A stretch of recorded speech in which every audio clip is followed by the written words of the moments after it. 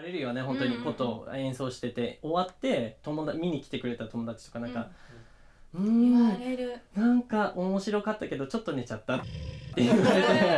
まあ悲しいとは思いながら、みんな初耳ですぐ慣れるわけにもいかないから、別に自分が聴いて古典音楽はちょっとよくわかんないと思っても、あなた自体が悪いってわけじゃないよっていうことをまず伝えて、逆にクラシックを当時の日本人がなんか聞くに足らずとか沈んでるとか思わなくて、これいい音楽だと思ってもらえるようにちょっとクラシックを編曲してみましたので、どうぞ皆さんお聴きください。主要の紹介をお願いします。はい、じゃあちょっと吹いてみますね。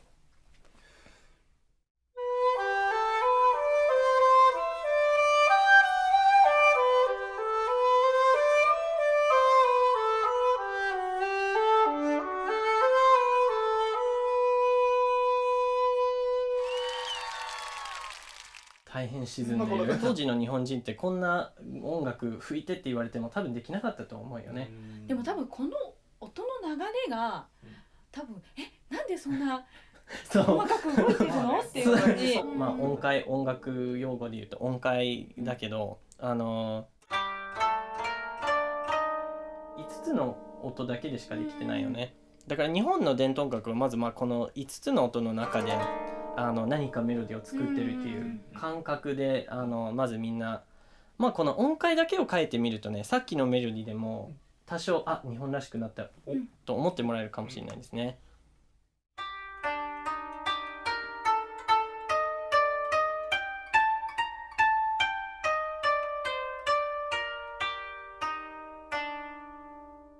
でこれを聞いてだけでちょっと日本っぽくなったって思ってもらえるかもしれないけど、やっぱりこの5つの音だけじゃないよね。日本の古典を覚えるにはリズムとか盛り上げ方とかいろいろ特徴があるから、ちょっとより日本らしくしてみました。でも古典を専門でされてる方にとってはこれ本当に truly Japanese かな。ちょっと評価お願いします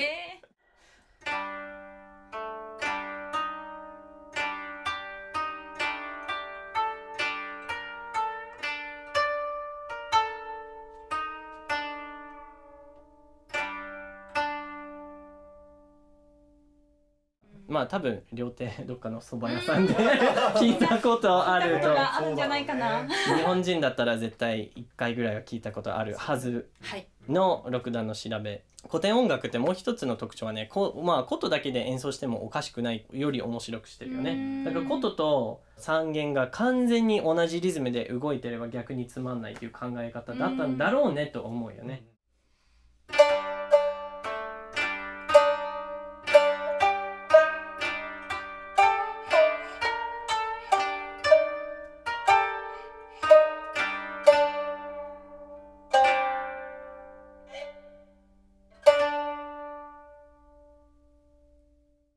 これから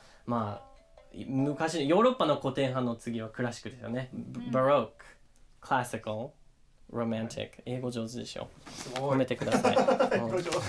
日本人の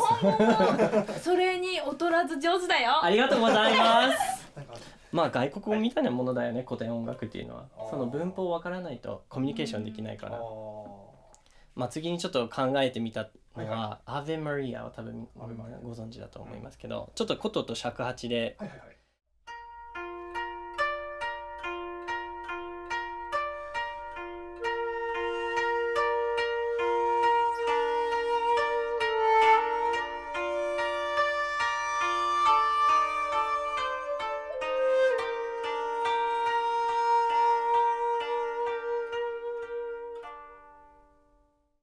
アヴェマリアをちょっと皆さん笑ってもいいよ。これは結構ジャパニーズチックになってきてるんだけど。なんかちょっとでも私は真ん中で聞いててなんか教会のような。でもなんか音が尺八が。でもやっぱり大変沈んでるからもっと面白く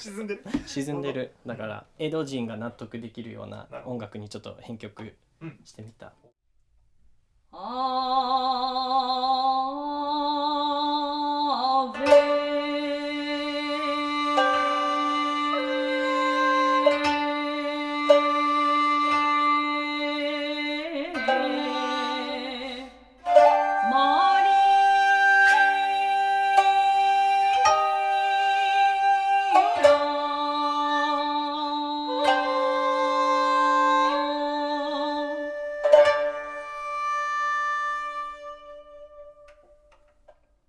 まあ原曲忘れてくるかもしれないかもしれないけどアベマリア忘れちゃった。アベマリアがベって言ったんで。基本的に日本の音楽大学でも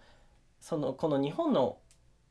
伝統的な音楽一切知らなくても卒業できるよね、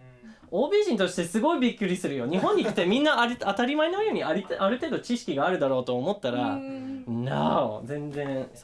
楽器自体を知っといてもらうのも嬉しいんだけど、もともとどういう音楽があったっていうのを分からない限りはね、やっぱり日本の伝統音楽の良さも分かんないと思うからね。そうだからちょっと手事らしく、まあ江戸末期じゃないよね、もう明治に入ってるよね。カルメン、あ、そうだよね。あ、聞いたことあるって。そうこれをちょっと手事らしく聞いてみます。はい、ごめん。出だし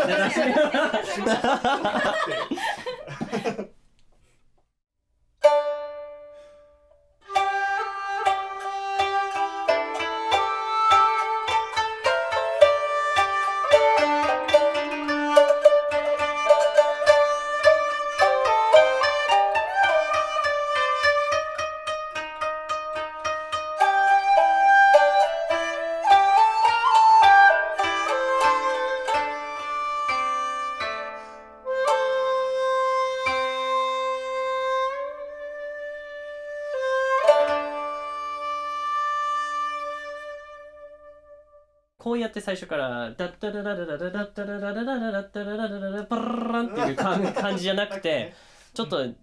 まあ優雅な雰囲気で入ってだんだんテンポを速くしていくのが日本の伝統音楽のすごく面白いところだと思うよね。日本の音楽の面白さも分かってほしいから、古典音楽の良さ知らないうちに食べず嫌いで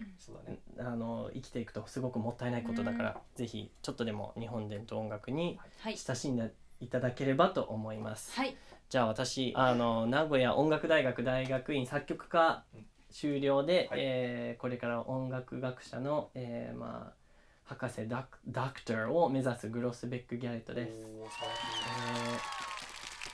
私は今日3件を弾きました佐藤愛です。はい、で尺八を担当しました加藤壮さんです。3人とも名古屋のプレイヤーで今やってます。ベルト君はちょっとまたアメリカに行ったりとか忙しいんですけれど、はい、